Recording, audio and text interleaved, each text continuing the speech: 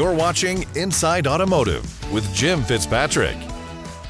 With a sterling reputation among dealers and an unwavering loyalty from consumers, Toyota has long cemented its place as a leader within retail automotive. Jack Hollis, Executive Vice President of Sales at Toyota Motor North America and President of Toyota Motor Sales, has been an integral part of the brand since 1992, serving in multiple national and regional management positions for both Toyota and Lexus.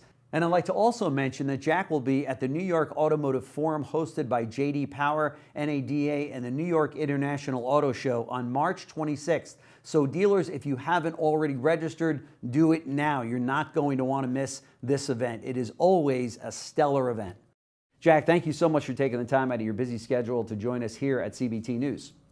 Jim, thanks for having me, and it's going to be good to be in New York as well. It's always a great time. Yeah, that is. It's a great show, and it's a great event that J.D. Power puts on. So talk to us about Toyota's February U.S. sales report before we jump into some other things here. There was a big rebound of inventory and incredible demand for hybrid vehicles. I underline hybrid. Sales for Prius hybrid rose 363%, and sales jumped 236% for the RAV4 hybrid. What was this surprising at all for you, or?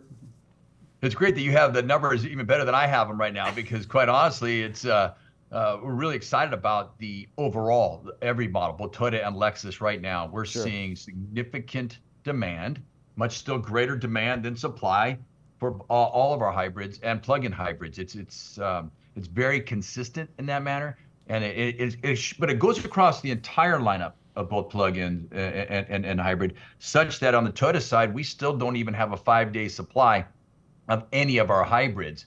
And that's an interesting number when you think about 5-day supply of ground stock. Lexus, I think it's under 12 days. So when you look at that from where the hybrid market is, and plug-in hybrids even less day supply. Sure. It's showing what the consumers are asking for, and we're doing our best to provide it for them. Yeah. Toyota was one of the first to take a kind of a wait-and-see approach with EVs because of clearly demand hasn't been, at the levels OEMs expected. What's your take on EVs and hybrids overall? I mean, the Toyota has kind of been out there saying, not so fast on this, right? Yeah, and I've been really consistent with this. And Jim, I tell you, they're all important. EVs are great and they're important, but so are hybrids and so are plug-in hybrids. And really it comes down to what is the goal of this industry. Mm-hmm. We believe the goal should be is to reduce carbon everywhere we can, as fast as we can, with everybody participating.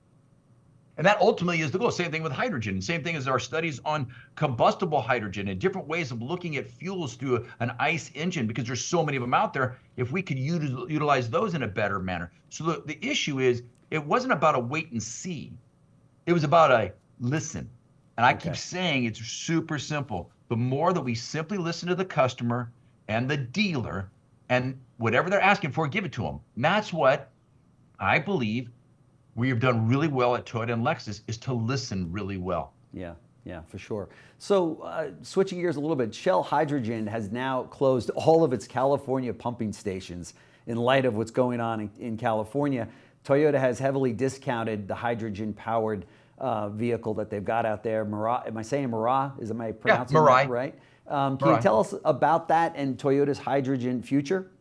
Yeah, Mirai is a fantastic vehicle, and from a vehicle standpoint, and the loyalty to the vehicle is extremely high, and our consumers are extremely excited about it. However, with the infrastructure not being there, and quite honestly, disappointed. The state of California had a lot of money given to them. They were out there to try to, saying we're going to supply, but if they don't deliver, it makes it really tough on the customers to get the fueling. That's really what it is. Yeah. Now, I will say, because of some of those difficulties, Toyota, we have continued to look at what is the industry's needs. Again, back to listening directly to what consumer needs. Right. The heavy truck, Class 8 truck, and how we can utilize those with a fuel cell stack has very high efficiency in the heavy vehicle, heavy load marketplace. So we are putting our focus there because why? It helps society reduce carbon as fast as possible. Mm-hmm. And that's where we are putting our focus. With regard to the marketplace with Mirai, though, we are still working with the state adamantly all the time to provide the amount of infrastructure needed, because those customers want to keep that vehicle and keep using it. Yeah, for sure, for sure. The new vehicle average transaction price is just under $48,000. Is affordability a factor that threatens new vehicle sales? Talk to us about that from your perspective, because I know that every dealer I talk to across the country, this is an issue for them.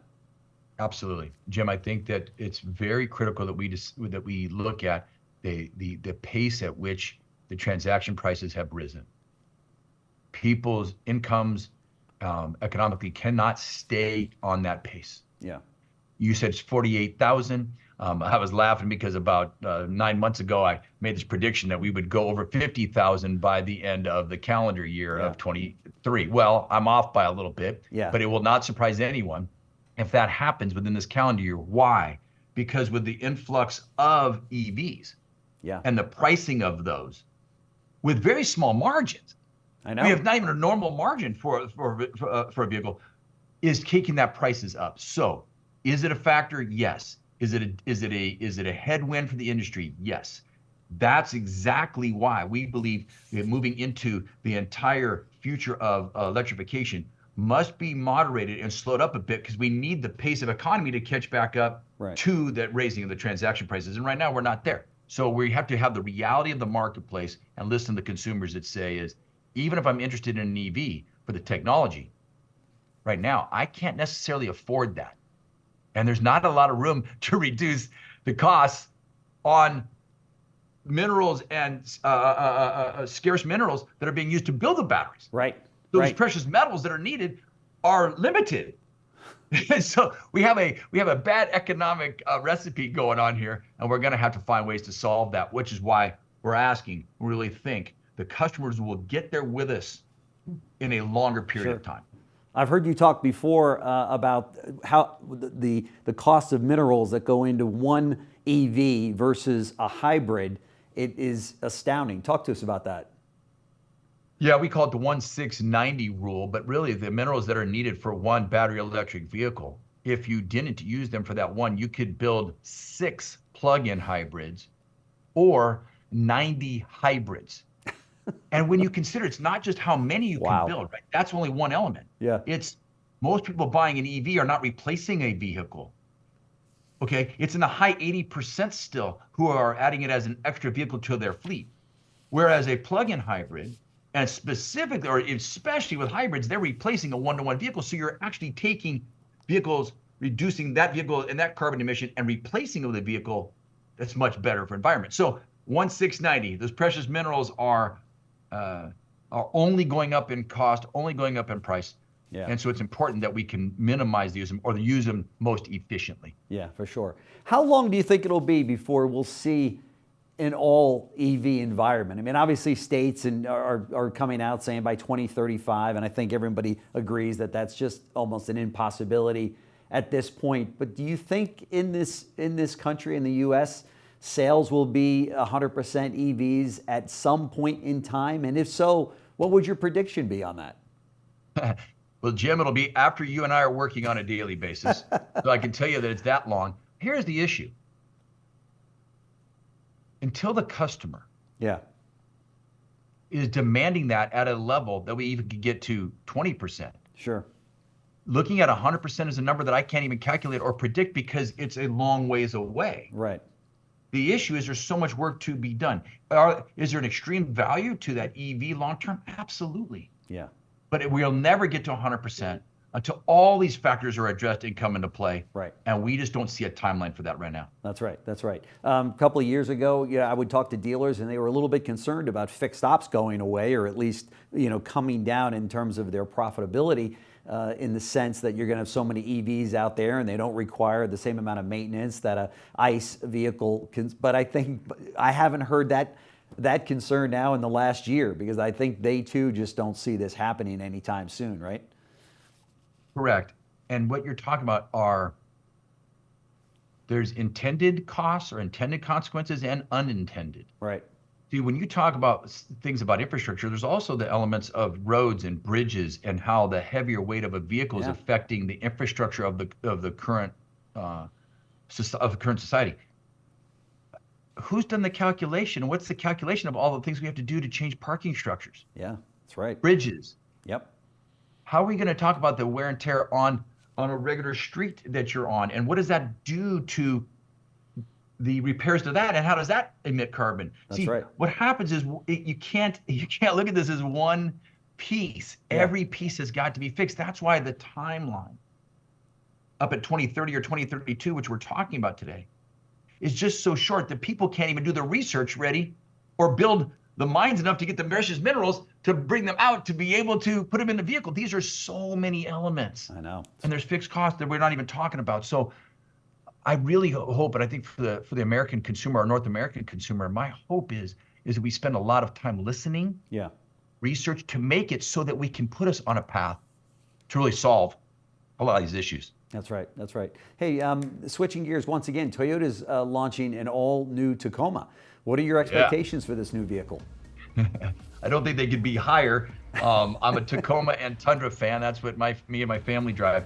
The new Tacoma has, or Tacoma itself, the Taco, has so much loyalty and it's such a rich history that my expectations are it's going to be tough to come and get one if you're not already in the family, because the loyalty of people is going to be so high of getting the next generation Tacoma. Yeah. Expectations are that it'll be a lot of fun, and can't wait for more consumers to get into it. Yeah, yeah. As you look over the next 5 or 10 years, what do you see as the big potential disruptors or disruptions in the industry? Wow. I think the best thing, or not best, I think the best answer that I would have is I think China. I think the influence of China into our marketplace. I believe that we always want to be a global market. It's important. But when global markets are playing by different rules and having governments paying for things that skew the playing field, makes it very difficult. Yeah. So you have the battery supply, you have the ownership up there in the 80% of all the things needed for the anodes and cathodes and precious minerals. That influence, cost of labor, government intervention, that is a real threat that I think should not be dismissed, both in the private sector and the public sector. Yeah, for sure. I would agree. Just in the short term, with some headwinds that we see in the economy, what's your outlook for 2024? You think we'll have another good year in retail automotive?